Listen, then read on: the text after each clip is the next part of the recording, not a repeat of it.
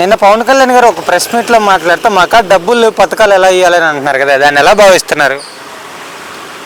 మన deputy CM గారు election ముందు ప్రచారంలో అన్నాడు, మేము వస్తే అది చేస్తాం ఇది చేస్తామని చెప్పి.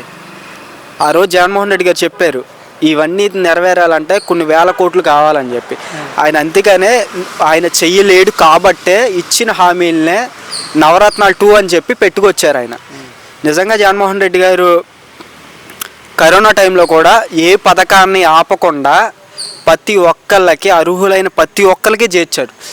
కరోనా టైంలో ఎంతోమంది చాలా ఇబ్బందుల్లో చనిపోయి కొన్ని వందల మంది చనిపోయారు. వాళ్ళ ముట్టుకోవడానికి కూడా ఇబ్బంది పడ్డ రోజుల్లో వాలంటీర్ అనే సిస్టమ్ ద్వారా వాలంటీర్లు వాళ్ళ ఇంటికి పంపించి మెడిసిన్ కానీ ఫుడ్ కానీ అన్నీ దగ్గరికి చేర్చేలా చేశారు. ఈ గవర్నమెంట్ వచ్చాక ఏం చేసిందన్న ఆ వాలంటీర్ వ్యవస్థను తీసేశారు.